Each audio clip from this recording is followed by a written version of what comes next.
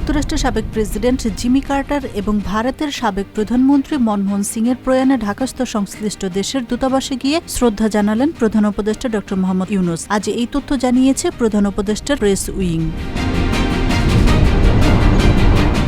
স্থানীয় নয়, জাতীয় নির্বাচনকে সামনে রেখে কাজ করছে ইসি, জানিয়েছেন প্রধান নির্বাচন কমিশনার নাসির উদ্দিন। আজ সকালে কুমিল্লা আঞ্চলিক নির্বাচন কর্মকর্তার কার্যালয়ে এই কথা বলেন তিনি।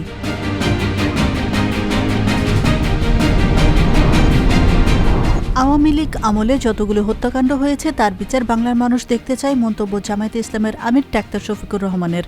আজ রাজধানীর সোহরাওয়ার্দী উদ্যানে ছাত্র শিবিরের সদস্য সম্মেলনে এই মন্তব্য করেন তিনি।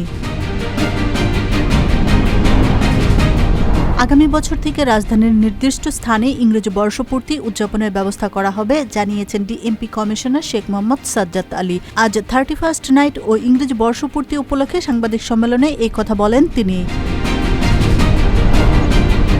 এখনও ফেসিবাদের দোসররা প্রশাসনে আছেন, অভিযোগ গণ অধিকার পরিষদের সভাপতি নুরুল হক নূরের। একই সঙ্গে ওই দোসরদের চিহ্নিত করে বিচারের দাবি জানিয়েছেন তিনি।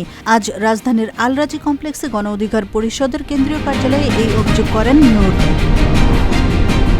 10 বছর আগে নিষ্পত্তি হওয়া আলোচিত পদ্মা সেতু দুর্নীতি মামলা পুনরায় তদন্তের সিদ্ধান্ত নিয়েছে দুর্নীতি দমন কমিশন। আজ রাজধানীর সেগুনবাগিচায় দুদক কার্যালয়ে এই সিদ্ধান্তের কথা জানান সংস্থাটির মহাপরিচালক আক্তার হোসেন।